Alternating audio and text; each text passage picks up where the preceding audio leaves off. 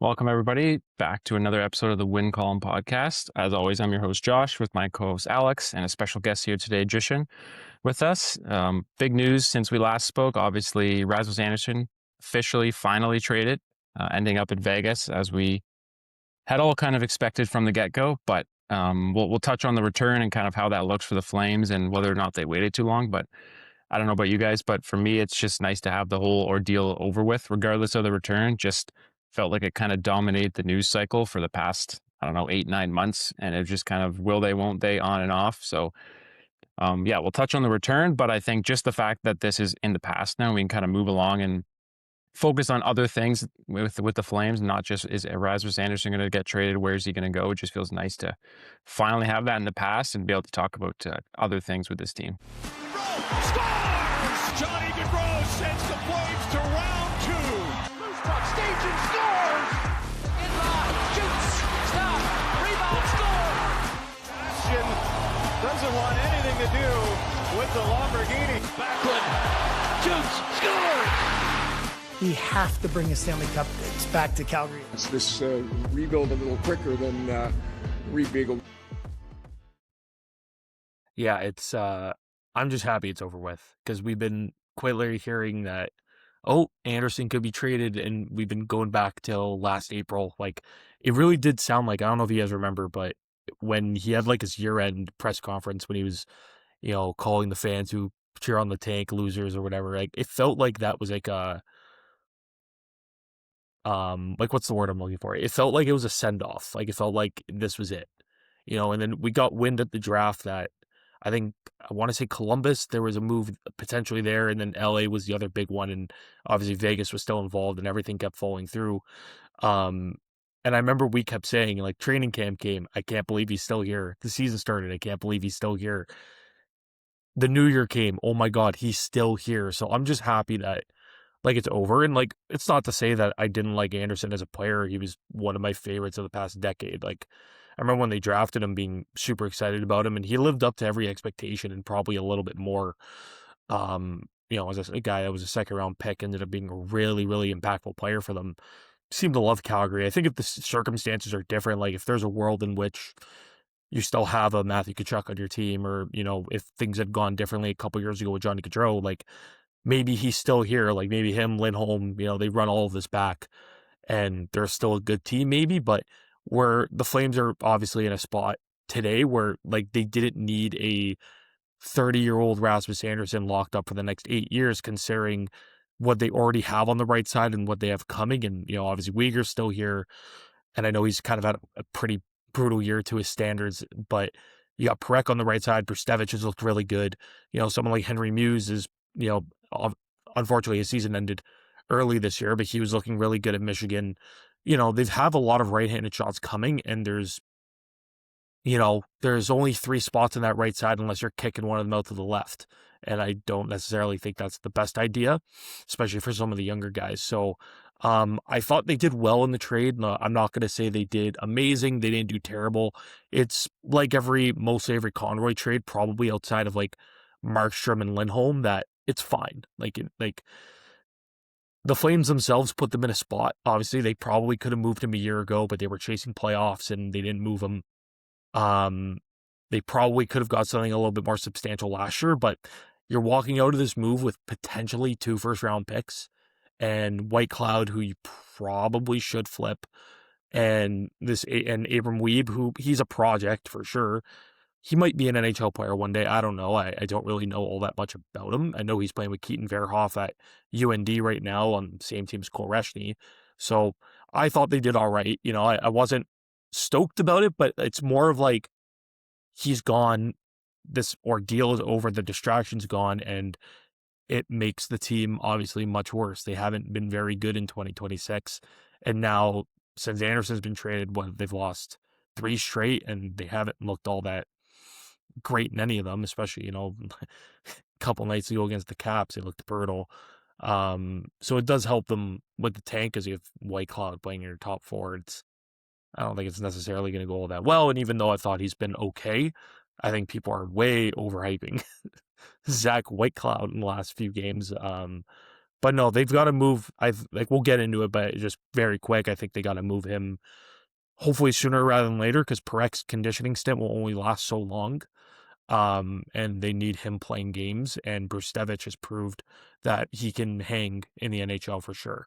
I don't think there's necessarily a move to send him back to, the Wranglers either. So, like I said, just happy it's over. So he got his first Yeah. dub in Vegas, which was a big one. Was glad they beat the Leafs on the big Marner return night. But we'll get into everything. But I'm just happy it's over. It's done with. We don't have to talk about it anymore.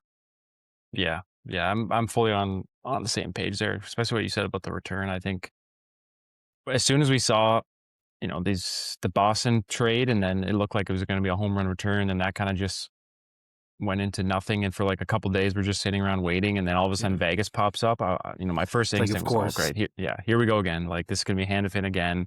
They're going to get absolutely fleeced, and it's just going to be a case where they waited too long, and Vegas kind of just took advantage of that. But credit where it's due, I think.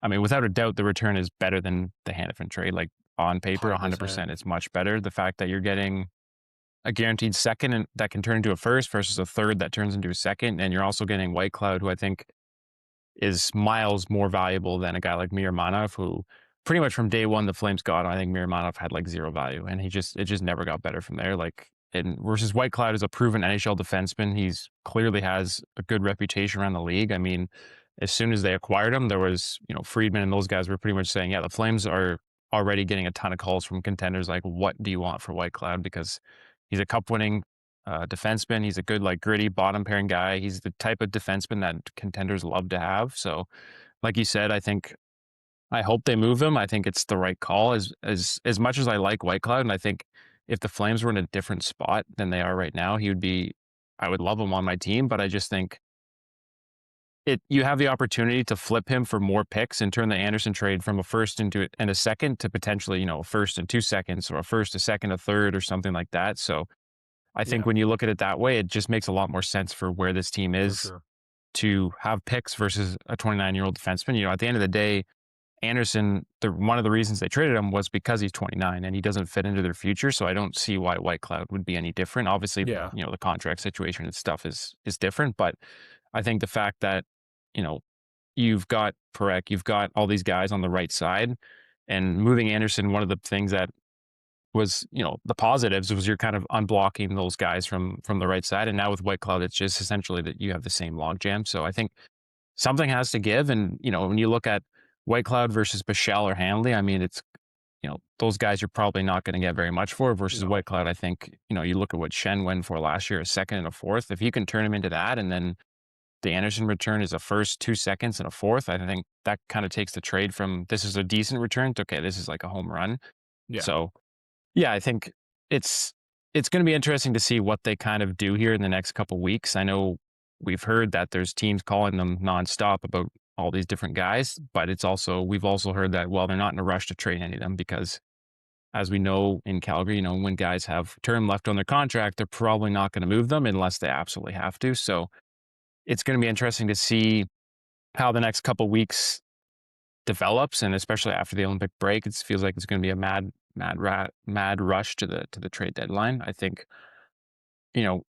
if we're handicapping it, I would predict they don't trade any of these veterans like Kadri, Coleman, Whitecloud. That's just my thoughts. I just think it's not how they operate. It's never how they've operated. I think we had a post on the win column last week that kind of looked back at this, and the last time they traded like a veteran with term was James Neal, that was more of a cap dump anyways. And that was also 6-7 years ago. Before that, it was Dougie Hamilton, which was 8 years ago. So it's just, as much as I think that there's a ton of interest for guys like Coleman, Kadri, Whitecloud, like, it takes two to tango. And I just don't know if I see the Flames, or more realistically, Murray Edwards, allowing Craig Conroy to move these guys. I just think we've heard that, they're not in a rush to move them, and they want to make sure they have veterans around. And, well, if they get a really good offer, they'll move him, which to me kind of just sounds like a cop-out. And you can just say, well, we never got the offers we wanted, so we held on to them. So, yeah, I don't know what you guys think about that, but to me, I'd be very surprised if they end up moving any of these veterans before the deadline. Maybe in the summer,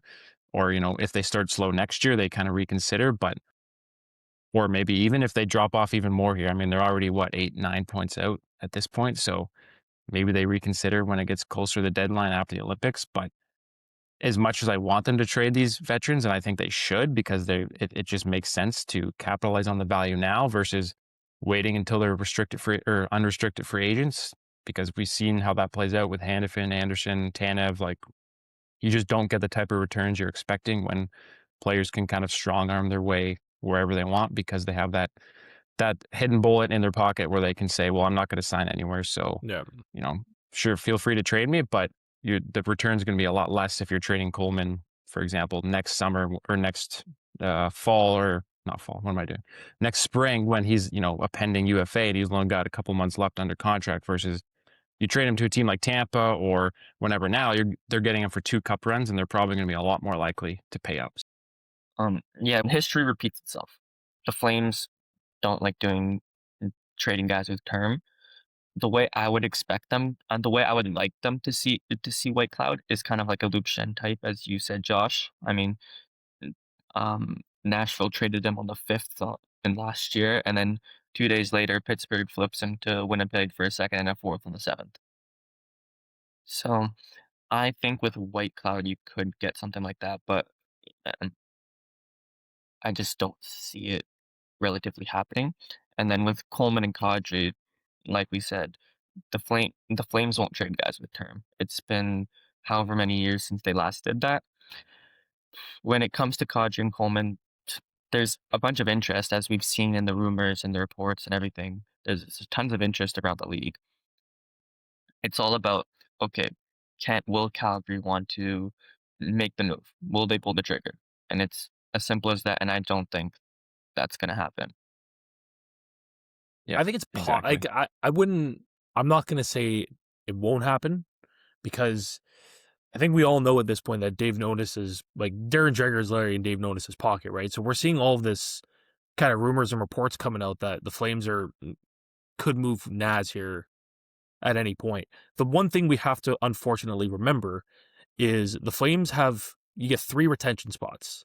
The Flames are using 2 of them currently on Markstrom and what's his name, Anderson. They got 1 retention spot left. If you're moving Coleman now, you're probably going to retain on him, given he makes 4.9. You move that contract at 2 something. Really, any team can fit that deal in, and you're going to get more on the return for him. If you're going to move Naz, how many teams can fit in $7 million under the cap? I'm not saying the Flames are going to retain 50% on it. It might be something like Markstrom, where it was like 30%, like not the full 50. But they only got 2 retention spots left. So I think if one of these guys is going to get moved, it'll only be one, unless a team is willing to take on their full salary. Because obviously Markstrom and Anderson come off as of July 1, and then you get those 2 other retention slots back, and then maybe you explore moving one or the other depending on what happens. That's the way I'm kind of looking at it. But it's no coincidence that, we talked about it earlier in the year that it came out that Naz's full no move turned into a 13-team modified no trade. Like, that wasn't a coincidence at all. That came out when they started losing. And now we're hearing all these rumors, and people are talking about the fact that, the Flames are going to try and move Kadri. Again, I don't think that's a coincidence. Will it happen? I don't know. Probably not. I think it's going to have to take a lot of convincing up to Murray to get these guys moved, but it's not, I don't think it's necessarily out of the realm of possibility that one of these guys get moved here. If they're receiving 20 teams, if everything's true what they're saying, that there's 20 different teams interested in Coleman, have to be stupid, I think, not to do it. I get it. Coleman's a good player. He's been a good Flame. He's done a lot. He's been a lot better long term than I ever thought he would be when they moved him, when they signed him, back in 2021. But you have an opportunity now to kind of come out of it in a good way with a couple assets. Whereas you signed him for free, all you took was cap space. Now you have the opportunity to kind of get a return on some assets here, which would be nice. But I don't know. I feel like you don't know what's happening with Naz. He's 30. He's going to be 36 at the start of next year. Is that a guy you're willing to take into the offseason? He hasn't been great as of late. I don't really know. On the White Cloud part of things, man, if this guy was like 22, 23, I'd be like, absolutely keep this player. Like, he looks Yeah. very good, but he's 29. Again, I know he only makes like $2 million or whatever it is. Not necessarily a player you need to keep around, especially considering, like I said earlier, you're blocking someone like Zane, you're blocking someone like Brstevich. It wouldn't make a ton of sense here to keep him around, especially if teams are going to be willing to give up assets for that player. If it is going to be like a Luke Shen type return, hell, I'm not going to say he's better than Brandon Carlo, but Brandon Carlo went for a first and a prospect last year, and I don't, even when he was in Boston, and I didn't think that highly of Brandon Carlo. I didn't think he's that great. So I'm not saying he's going to go for a first and a Fraser Minton type, but there's definitely a move to be made, and I get it. And again, I think the Flames would be dumb not to do it. Like, I don't think the rest of the year should be like 1 game, 1 out for Brustevich and Parekh, because once Parekh comes back, you have to keep him in the NHL. And every time I hear Conroy speak, he's talking about how he wants Brustevich and Parekh getting big time minutes on the power play and whatnot. It's very clear that Huska is probably not going to want to do that. So Conroy's like, I said it all the time with Sutter, that like whenever Treliving brought in like one of these like dummy fourth liners, it was like, you're just giving Sutter more toys to play with. Like, you don't need Brett Ritchie, you don't need Nick Ritchie, like you didn't need Lucic, you didn't need Carpenter, like all these guys that they kept bringing in. Brad Richardson was another one. Take the toys away from Huska. Force him to use the younger guys. Force him to do it. If you have to waive Pahal, waive him. To get Parekh back in the lineup. You have to waive Hanley, waive Hanley. Like, it shouldn't matter. He's got to do what's best for the development of these younger guys. And Parekh is the most important out of everybody they have on their roster. He's the most important.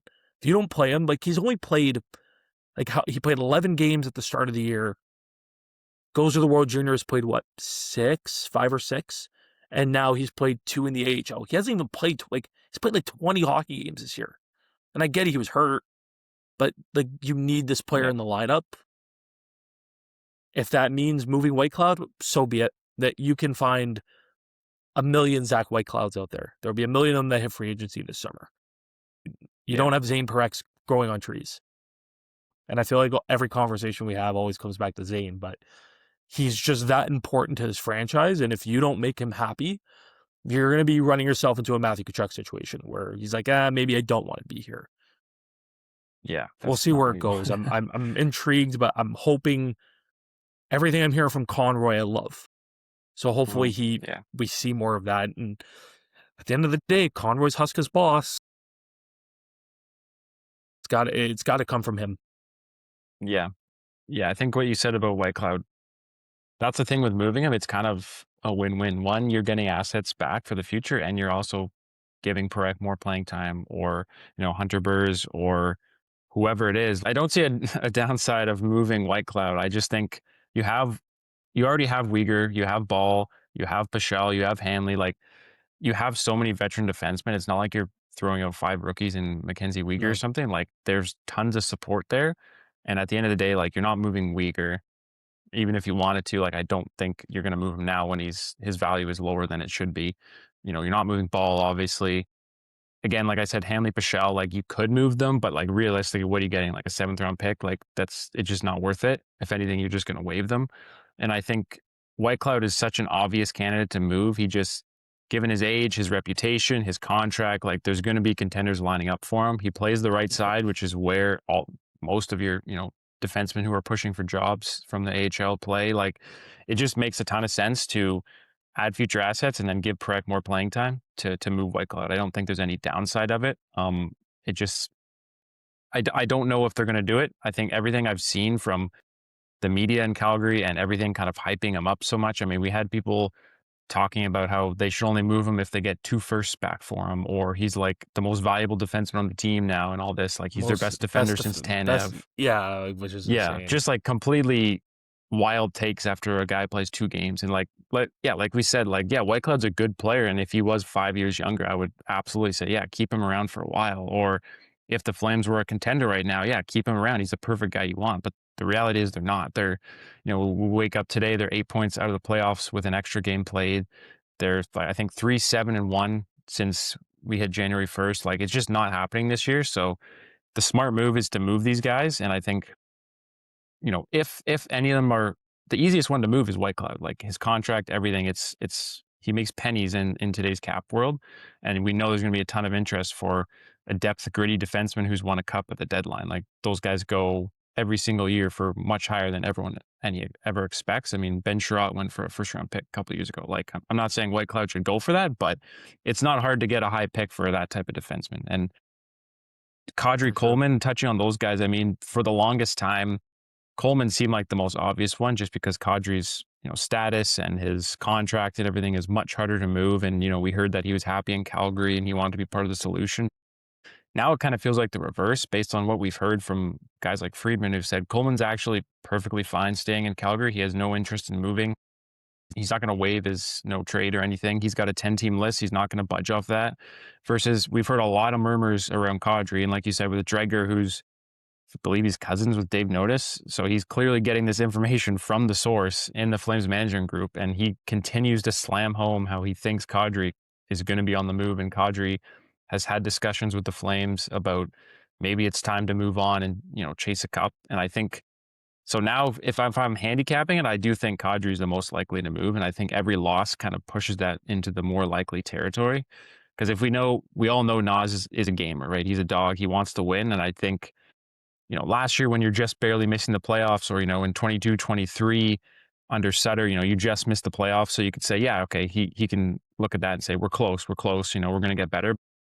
This year they've been bottom 5 the entire season. I can't imagine a guy like Kadri is happy going in that room and going out every night and just getting smoked and, playing the style that Ryan Huska employs where you're lucky to win 2-1 most nights. Like, every single passing loss just makes me more and more likely that Kadri is going to get moved and he's eventually just going to say, like, look, I think it's time to move on here. Like, I'll be free with my, my trade restrictions. Like, send me to a contender. I'll be happy and everyone's happy. You guys get future returns and everyone kind of moves along. So obviously with his contract and everything, it's a hard deal to make mid-season. But look, at the end of the day, I think, as we know from these contending teams, if they want to make it happen, they can make it happen. They can clear the cap space, some magic, some Vegas guy. for years. Yeah, some guy gets thrown under the rug, all of a sudden he's on Robitaille Island, and then there's 8 million cap space and Kadri's on the Avs. Like, I think if you want to make it happen, a contender will pay you for Nazem Kadri this year. I think it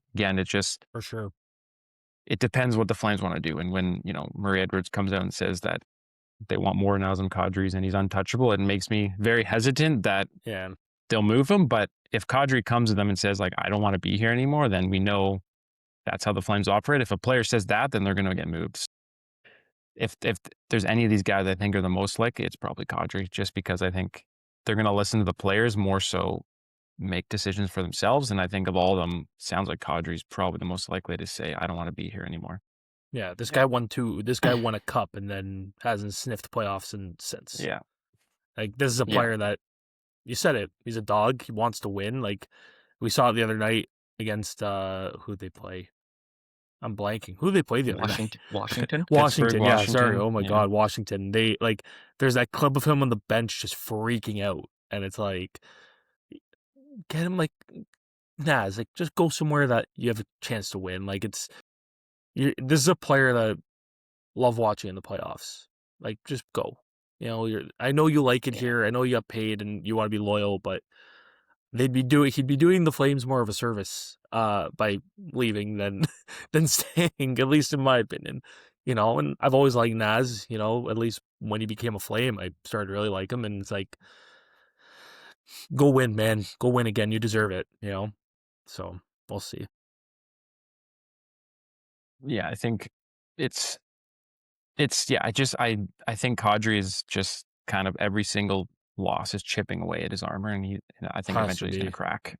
Has to be. And I think even if it's in the off season, I think of all these veterans, I think he's the most likely to move before the next season starts. For sure. I think so. Yeah. For a guy that age and where he's at, he's probably going to take a step back and look at this. The Flames, let's be realistic, the Flames aren't making the playoffs next year either. Like, there's no one coming to help anytime soon. It would have to be a season like last year where, like, everything has to go right, and even then everything went right for them last year and they still missed. Still didn't make it. Yeah. Right. Like, and you get Wolf just carrying the team on its back and like every chance he gets. That's their only hope, really. And if he's not playing like prime Dominic Hasek, like you're not winning under a Huska system. That's just the No. reality. And I mean, Cooley's that's got a 924, and they still can't win with him in yeah. net. You know, They turned a career AHL journeyman into like a top of the league in stats, and they're still he's bottom leading five the in league in save Like, percentage. yeah, like it's Good just for, you know what? I I'm happy for that guy. Good for him. yeah, good for him. He got an NHL contract for a couple of years, and I Yeah. mean, maybe in Good a for couple him. of years we're like, wow, Wolf Cooley, this is a great duo to have. But right now, every Yeah. time he plays, I'm like, man, can you just like stop being a hero for 2 seconds? You got your relax, money. settle Can you just down. like take a back seat for a bit? We're trying to tank. But Yeah. I know someone on Twitter was putting it, so I'll just quickly read out Cooley's stats to you.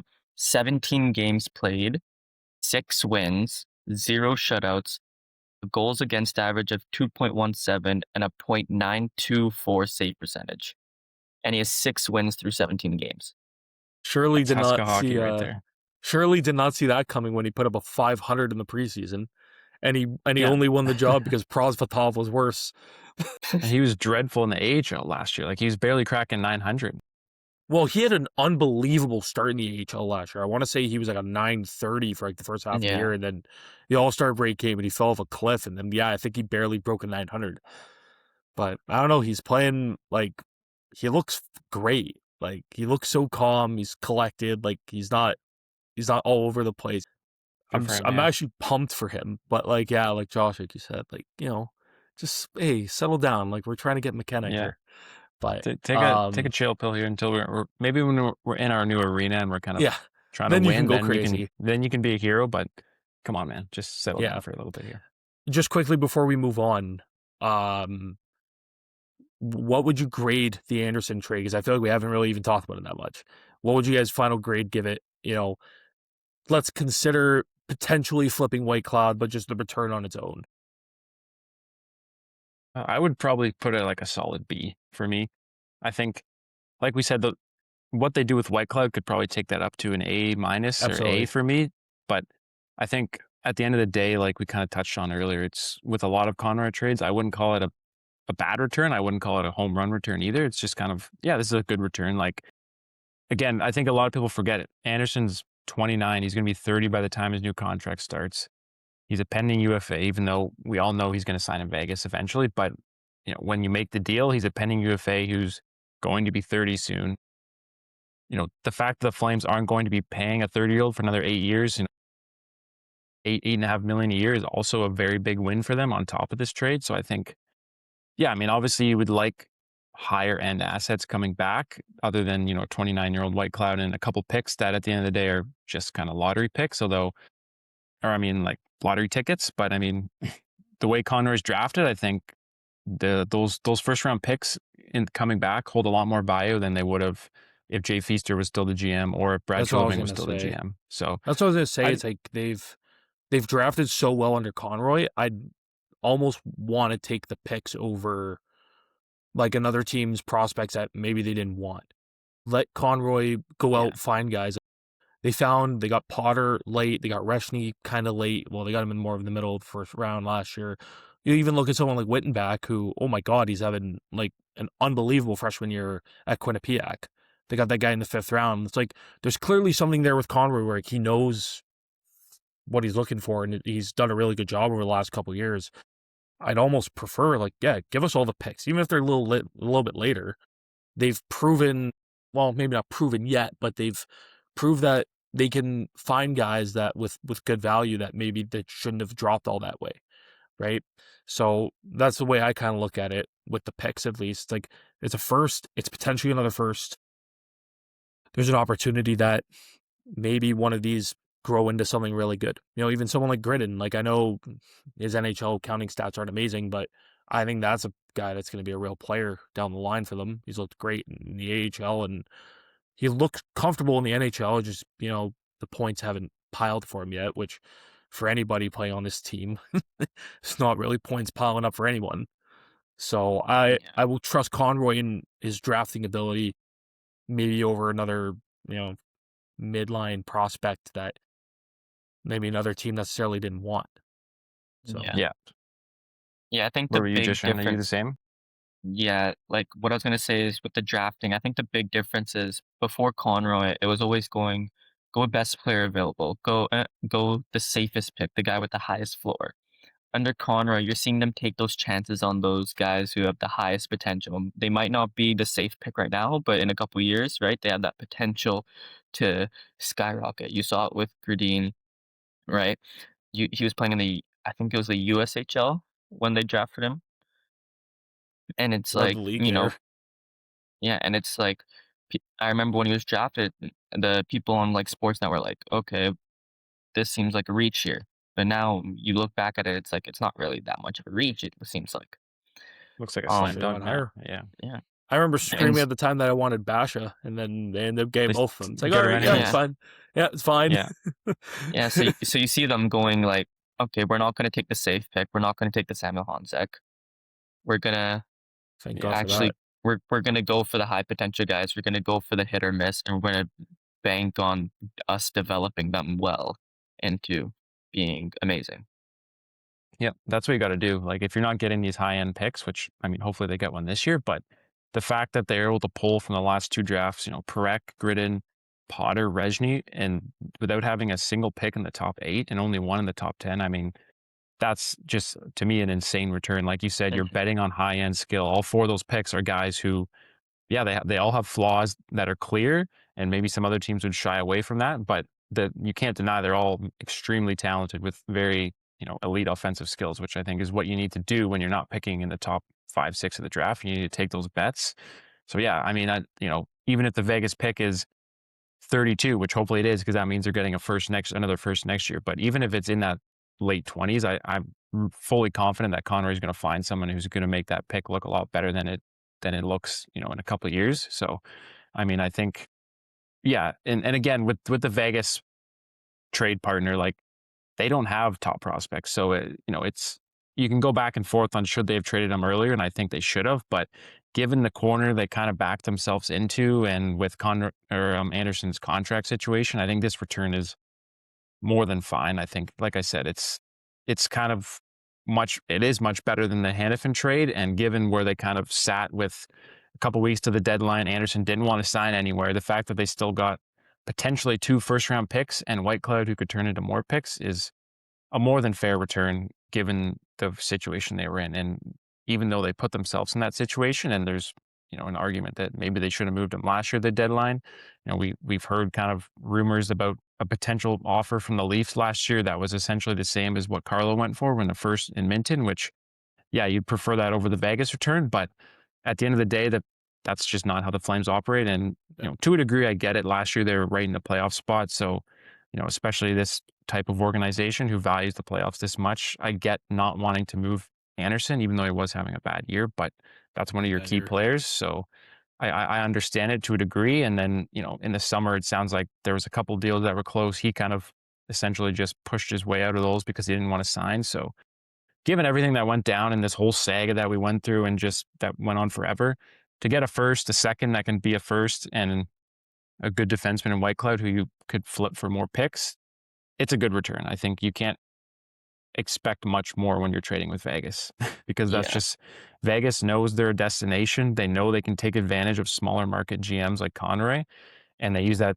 to their advantage. And there's not much you can do at the end of the day when a player says, I'm not signing anywhere, I just want to go to Vegas. So I think Yeah. Conroy did well with what he was given here in the last couple of months in this situation. I do wish they would have traded him sooner, but you can't go wrong with getting first round picks. Like it's going to No, be for sure. 4 years in a row now. They're picking twice in the first round, and if Connor keeps drafting like he is, then and we land a top 5 pick this year, there's a very clear path here to being a good team. And I think it starts with nailing your picks, and so far Connor has done a good job with that.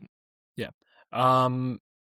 Switching gears here. Well, with Anderson being moved, you gotta hope, you gotta pray that this is the thing that makes the Flames embrace this tank for this year. You gotta hope. I think they haven't done well really at all in 2026. Huberdeau's got 1 assist since the flip of the calendar year.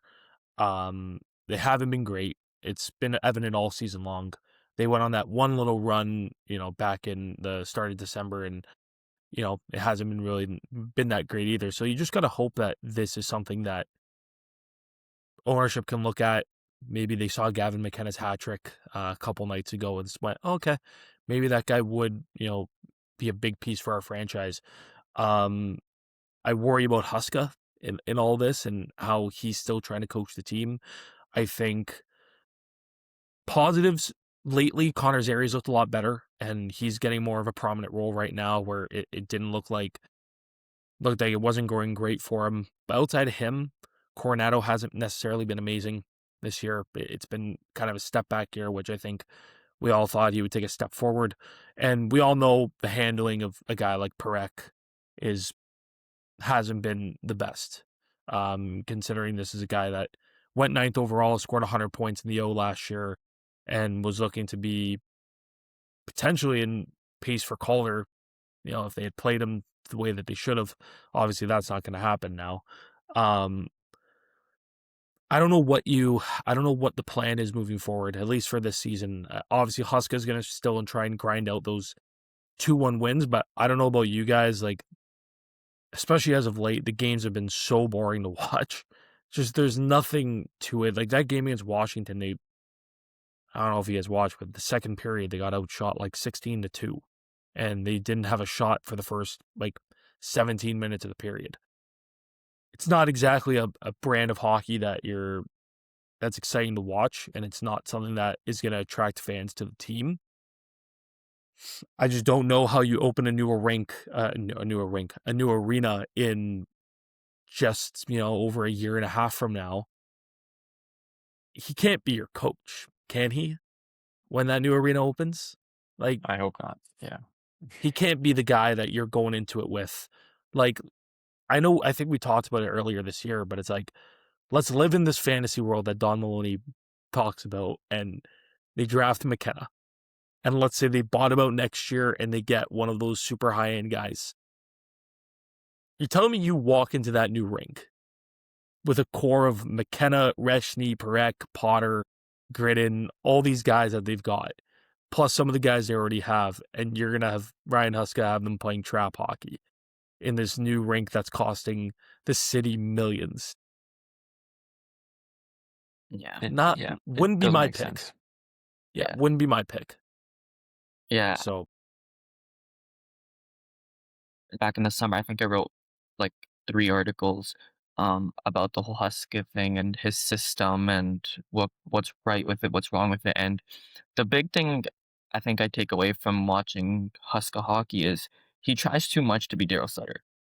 Like when the Flames had Daryl Sutter, you saw it was get past the red line, fired it on net, and then just chase after it, right? And you know that Game 7 against Dallas in the playoffs, they had 65 shots.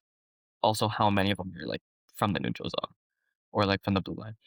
With Huska, I feel like it's almost the exact same. It's get into the offensive zone, and then just try to dump and chase, try to do that Daryl Sutter play gritty hockey, right? I remember when Sutter said, "Oh, this is a 2-1 league or this is a 3-2 league." It's not, right? You have Nathan McKinnon who's at 87 points right now. It's not a low scoring league anymore.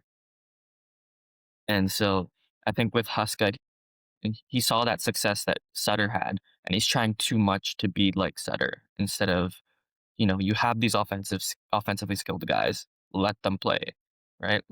Not just let the kids play, let the guys do their things.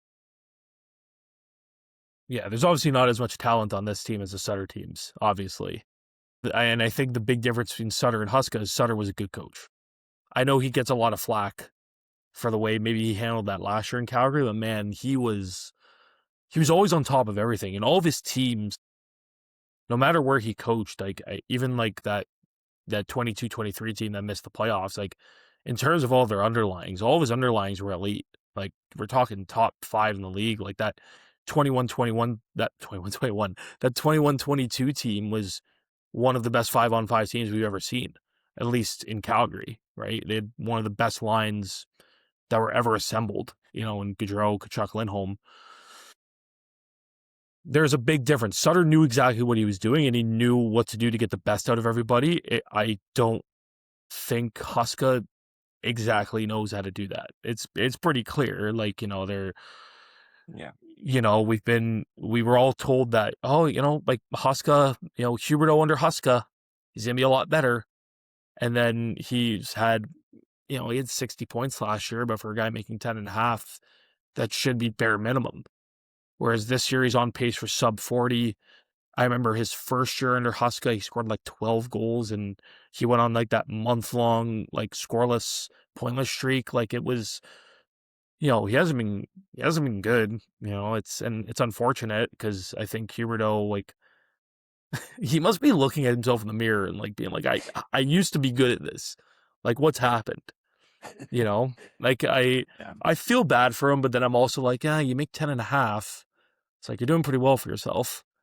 There's, I think that guy, unfortunately, he's just cooked at this point. I don't know what happened. It's like, there's going to be a 30 for 30 on that one day, and it's going to be like, something's going to come out. They're like, oh, okay, that's why. Or maybe it's just because, maybe it's because he went from driving his Ferrari in Florida to now he's got to drive a pickup truck in minus 30 weather with, 30 centimeters of snow while Kachuk's having the time of his life in Florida. Maybe it's that. I don't know. Yeah, like I said earlier, I don't know how you move forward with Huska as your coach. Like, I think if, like, they're not going to fire him this summer. No shot. No, definitely not. I think they're going to have to it's going to have to be a start as bad as they were this year, where they lose, like, they win their first and then they lose, like, 11 of their next 12. To be like, okay, maybe we should. Yeah. Like, they just extended them, Yeah, like you said, they just extended them very prematurely. Like, I mean, they essentially off of last year's results, which you look at the numbers for 5 minutes, it's like that was Dustin Wolf's team last year. That was not Ryan Huska. But I think, I mean, this is the Flames, right? I think they still consider this season a blip. So I don't think they're putting it on Huska. As bad as it goes, as bad as it has gone here, and we've been in the bottom 5 and it's almost February the whole year. But yeah, I think a bad start next year will probably, which I think they will have a bad start because I don't see how they're going to be better. I mean, they're just getting older. There's no help coming. I think a bad start next year might spell the end of Huska. I think at that point, they're going to be like, okay, our arena's opening in a year. We're still terrible. Like, maybe last year wasn't a blip. Maybe it's time to get a new face in here. And I think, like you said about Sutter, I do agree that Huska's trying to be like Sutter, but he's kind of like Sutter from Walmart, where it's like the cheap knockoff version. He's trying to employ the same type of style, but he's just not as good at it, and he doesn't know how to run a team like Sutter did. Like, I think with Sutter, and he mentioned this in a lot of interviews, like, yeah, he's an absolute maniac, but he's a good coach when he's got a good team and players who are bought in. And he would mention how, his teams would play in a 5-man unit up and down the ice. Like, every single zone, you're playing in a 5-man unit. So you're working together, everyone is in where they should be, and you're working in that unit, and you just dominate possession. Whereas Huska, I think, and we've seen it in, clips of the chase and everything outside of him using ChatGPT and stuff like that. But like, he kind of just is basically saying, yeah, we suck. We don't have any talent, which he's not wrong, but I think you do have more talent than has been shown on this team. Like you have guys who are talented offensive players, but I think he's just so overcompensating for that he's essentially just saying, don't even bother trying to be creative. Just put pucks in the crease, and maybe we'll bang some in. And if we win 2-1, that's a good night.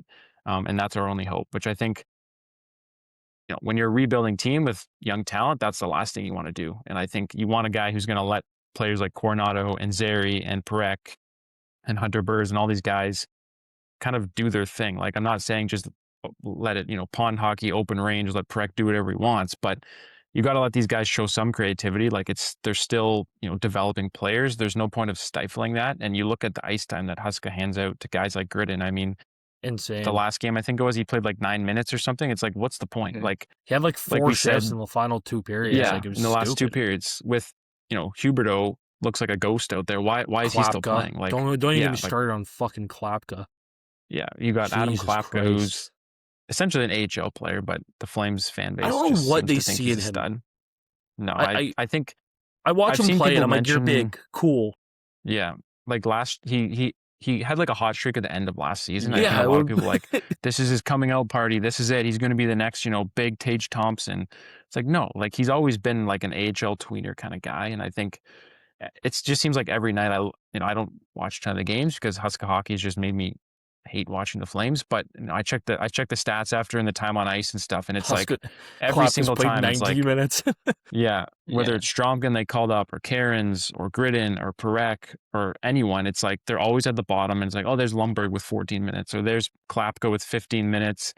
There's Justin Kirkland in the lineup. It's just, I just think Huska's not the coach that you want going into a new arena with a new budding core. And I think like I was looking at some of the stats and he reminds me a lot of Jeff Ward in that Jeff Ward was a coach who, prided himself on being a defensive coach and a defensive style, except And they were awful defensively. yeah. So you would sacrifice offense to be defensive, but then your defensive numbers would be awful and you would have no offense because you sacrificed it for this made up defensive system. So you look at the stats and since January 1st, the Flames are fourth last in the league in expected goals against per 60 at right around 2.98. The only teams that are worse, Vancouver, the Islanders, and San Jose. Their expected goals for percentage since January 1st is second last in the league at 43%. Only Chicago's worse. So like and on top of that, they've scored the least goals in the entire NHL since January 1st. So you're sacrificing your offense to an insane degree, but then your defensive results are also terrible. And like I don't think losing Andersson it's only been 2 games. So like this is a team that has been very, very bad defensively for a long time now since they had They weren't a even decent good start last year. to the year. Yeah, exactly. So weren't I even think good defensively last year. It was just Wolf playing out of his mind. yeah. Yeah. I mean, exactly. You look at Huska and I'm like, I don't know what he does well. Like, I don't know what you can say. Maybe he makes his team a hardworking team. You could say that last year they were a hardworking team. They maybe played above their level sometimes, above their skill level. But you look at the Shouldn't that numbers just and be they're a given in the NHL? well, Like, yeah, work exactly. hard. That's kind of a classic cop out for I feel like a bad coach. Like, well, he makes them work hard.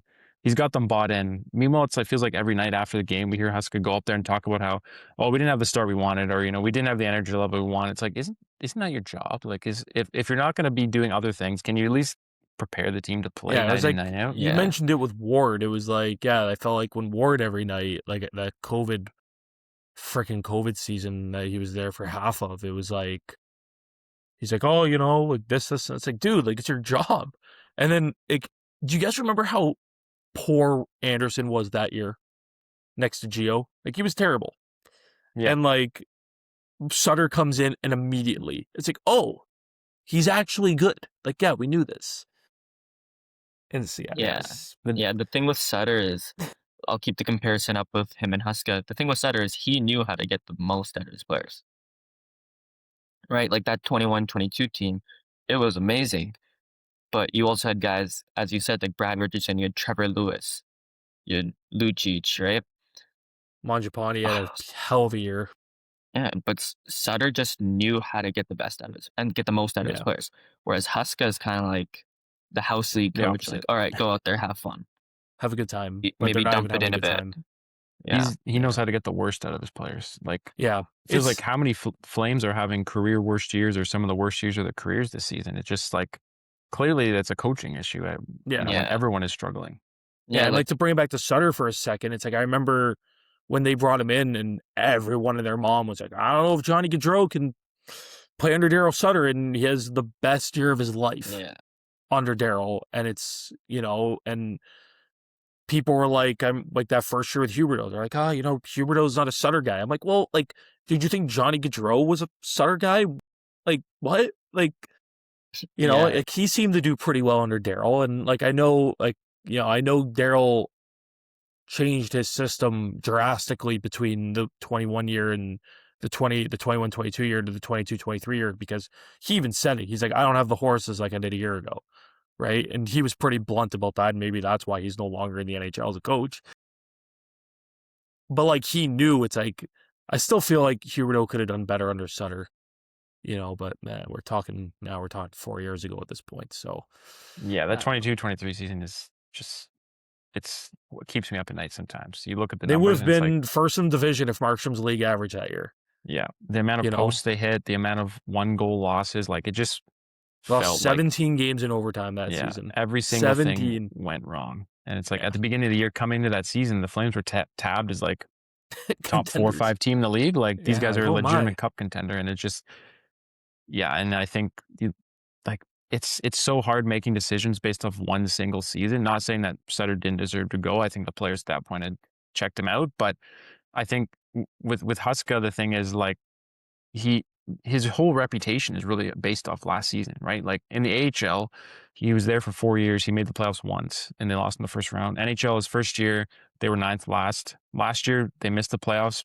barely because of Wolf. This year, they've been bottom five the whole year. So it's like, you look at those results, and I like his entire reputation as a head coach is based off last season and how he got Yeah. this less than talented team close to the playoffs. Whereas, it was all Dustin Wolf. We all know that when you look at the numbers.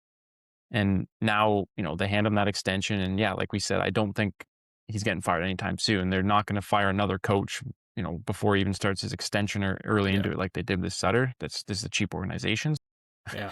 I think at this point, Scotia Place opens in 2027. It's, a year and a half away or so. Just out. Yep. Ideally, Yeah, you get one a more new coach season in in the Dome. place.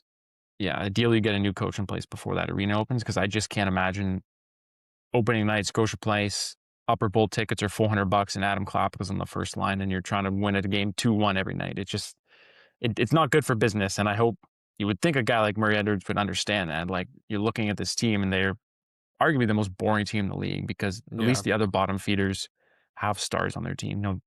Like Chicago and these teams have star talents like Bedard and stuff. So even when you're losing games, you can kind of see the vision and exciting players to watch. And the Flames they don't have that right now, and they need to focus on getting that into their system, because you can't just keep continuing trying to win games 2-1 forever with a aging veteran roster. And I think Huska just, at this point, you're 8 points out. You've been in the bottom five all year. You need to realize that this is a lost season. Get Gritton in the lineup, get Stromgren minutes, get Hunter Burrs, get Perek, get all these guys minutes, reps. Like, this is your time to see what you have with these guys and kind of give them the reps to sure. develop them, because this season is a lost season. There's no reason that we need to be watching Justin Kirkland in the lineup. It's just, there's no point. Like, get these young guys, see what you have with them. Roy Cairns has been dominant in the AHL for what feels like 2 years now, and he's got 3, I 5 think. games. Like, Yeah. it just feel like we still don't even know what we have with them, which is kind of a trend with this organization. Connor Zary as well, although he's been better of late, but he's been kind of buried in the Huska system for a while now, kind of stifling his offense, which, again, I feel like you still don't really know what you have with Zary, which is something you really need to figure out before he turns into Sam Bennett again. And then next thing you know, he's putting up 55 points and, for a different team. I think it's just, there's no reason to not focus on the future. And sure, you want to push for the playoffs, say it's a blip when it's like November. I get it, but we're a week away from February now, and this team is third last in the league and 8 points out. You're not making the playoffs. You need to focus on developing these guys. Yeah. Yeah. So, well, Josh, you kind of said, "Oh, push for the playoffs." That seems like it's the motto for this team: push for the playoffs, push for the playoffs. The goal should not just be playoffs; it should be winning the cup, right? And it's like, but all you hear is, "Oh, push for the playoffs," because guess what? We need to sell tickets. We need the money, and it's like, well, you'd make a ton of more money if you were a contender for the cup. And the only way you're going to do that is if you actually properly rebuild and get a guy like Gavin McKenna, or you'll get a guy like Landon Dupont or Maddox Schultz. And I know, like, people are like, oh, like, they're losing. Rebuilding is not just losing. It's, you can, like, tank, get McKenna, get Stenberg, or get, like, one of those top end guys. But then it's also, you got to clear space for them, right? You have these aging veterans. And so there's multiple parts to a rebuild. And I feel they're doing one of them, and it's by accident, and they refuse to do the others. yeah. Yep. Yeah. That's how It's you funny you mentioned the building a team to win. It's like when they talked to Maloney, like when all that garbage PR stuff went out, he's like, "Oh, we got to make the playoffs." And then they talked to Conroy after his extension, And he says, I'm not building a team to make the playoffs. I'm building a team to win a championship. Yeah. It's like they're on two completely different wavelengths, and it's absolutely insane to me. Yeah, there's a disconnect there, and it's very much so. I Very think much so. Conroy knows what he needs to do. I feel like he knows that he does. I trust him completely. Yeah, I think it's more so Maloney and Edwards, and they're like, okay, no, we're not going to do that because we don't want to suffer maybe a little bit of a low attendance, like a couple years of low attendance before we sell out every night because Their everyone attendance wants already to watch sucks, Gavin so it McKenna. doesn't matter. Yeah. So exactly. They don't want to be Buffalo, but they're already been worse in Buffalo. Yeah. I'd rather be Buffalo right now than be the Flames. I mean, they're in a playoff spot and they have a lot They of got some good pretty fun. players. They got some pretty fun players on that They team. just went on a heater too. Yeah. They've I been mean, on a looks like heater. Yeah, they've been great. Like, yeah, it took them a while, but I think the thing people kind But of it's not skip because over of the when they rebuild. It's because of bad management. exactly, You know, exactly. That's what they people didn't ignore. They didn't make bad picks. Like, where is Buffalo today if they don't completely mishandle Jack Eichel? If they're able to keep Sam Reinhart around, how different are the Sabres today if you have a 1-2 punch up the middle of Eichel and Thompson, and your wingers are Reinhart and like you still have Benson, maybe like Josh Doan's been really good there. Like Tuck is really they don't have Tuck if they have Eichel, right? So I think that's a sacrifice you make. But like they've got like they fumbled even like someone like Brandon Montour. Like maybe he's not Brandon Montour and he's turned out pretty damn good. It's not because they messed up a rebuild as to why they've been absolutely terrible for the last many years. It's how incompetent their management team has been. And the fact that they had Jack Eichel and because they wouldn't let him get the surgery he wanted, they traded him. That's a franchise-altering player, and it was a franchise-altering move that set them back at least 3, 4, 5 years. Yeah. Yeah, I'd argue their tanking worked. Like, they got Eichel, who's a top 10 center in the league, and they got Rasmus Dahlin, who's a top 10 defenseman in the league. Like, that's all you can ask from. That's more than you can ask from tanking. Like, those are two legitimate superstar, best in the world at their position players. Any competent organization is building a contender with Eichel and Dahlin at the start. Like, that's just reality of it. Like you said, people kind of ignore the fact that, with Buffalo's tank and how long it's taken, it's not because tanking doesn't work. It's because their management have been idiots and they've been made bad decision after bad decision. And that's why it took them so long to get to where they are now and what they look like. They have a brighter future than they have in a long time. But if you have a competent management group, you can execute a good rebuild in, a couple of years. I mean, look at San Jose, who went from, obscurity and looking absolutely horrendous to now I think they're in a playoff spot, or they've been right close to the playoffs all year. Celebrini looks like a legitimate generational player. You've got Will Smith, you've got Michael Misa, you've got Sam Dickinson. Yeah, like you have an insane roster, you have an insane core, and it only took them, a few years of bottoming out. You nailed your picks, you made smart decisions, smart asset management, and now they look like they're primed to be a juggernaut for the next decade. And it's just frustrating seeing, I think Anaheim, they've fallen off a bit, but I think teams like Anaheim, San Jose, who are just the Flames were their whipping boy for so long, like those teams would just dummy them for years and years and years. They did that, sucked, went through a whole rebuild, and now they're back to dominating the Flames again, all while the Flames kind of just toiled in obscurity. It's just frustrating to see those teams that have just been beating up on the Flames for so long go through whole rebuilds, and now we went from Joe Thornton and Patrick Marleau beating up on the Flames to now it's Will Smith and Macklin Celebrini. So, yeah, I think if you have a competent management group, which like we said, I fully trust Conroy that he could execute a good rebuild if he was given the tools. But at the end of the day, I think the longer this goes on, the more decisions that are made, it's quite clear that he's not the one making the decisions at the end of the day. I think if Conroy had his way, this rebuild would probably be a lot further along than it is. 100%. But, I think given the situation he's in, he's done about as good a job as you could hope for from someone who is essentially being pulled in 100 directions by ownership and Don Baloney and all those guys. Yeah, I mean, like, look at Montreal, right? Montreal, after, like, obviously when they went to the Cup final, they probably shouldn't have been there. They kind of sucked in the regular season, but then they still went to a Cup. But then guess what? After that, they maybe bottomed out for a bit. You get guys like Demidov. You have Caulfield emerging. You already have Suzuki. You have Caden Gooley in the back end. You have Lane Hudson, Slav. Slavkovsky. Like, you got a first overall pick. You got a fourth overall pick. You got these high end talent. You got guys that can play hockey. And look at where they are now, right? They're in the East, third in the Atlantic. I want to say they were. And it's like that would be. I think. Correct me if I'm wrong, but they would be like top of the Pacific basically I think so. with their points. Yep. Oh, They'd be first in the absolutely, yeah. Pacific today. Yeah. Yep. And it's like, you look at the path that they took, right? I mean, there were some difficult years, but now they're amazing. And then you see in Calgary what we're doing, and it's like, okay, we need to pick a direction, right? You're bottoming out, Two but different then games. but then you still have a team full of 35, 36-year-olds. And it's like, okay, you're rebuilding, you're doing half a rebuild by a complete accident. And it's like, okay, where do you go from here? Yep. You're half Yep. cooking a rebuild, which is the worst thing you can possibly do. Yeah. I mean, look at the Rangers, like Yeah. team like that. Look at the Kings. I think Kings are a perfect example where they Yep. landed Byfield, they landed, Turcotte, who Turcotte, didn't really work out, Brandt but Clark. Brandt Clark.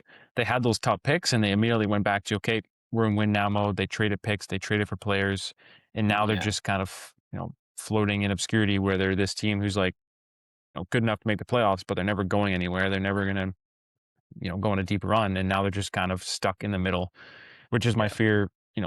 Where the Flames are probably going to head or end up if they don't bottom out properly. I think this year hopefully will fix that if they do bottom out, but I think that's a type of team where you want to absolutely avoid a situation, because then you're just like the Iginla era Flames, where every single year it's like we have a chance of making the playoffs, but realistically, are we going to go on a run? No, we're not. Like, we're not getting past the top teams. We're just probably good enough to maybe get in, and maybe we'll win a round, which they don't do very often. They've only done twice in the past 22 years, but I think that's what you want to avoid. And it's hard to do that when you've got an ownership group that is unwilling to truly bottom out of fear of, they tell us they don't want to go into the abyss.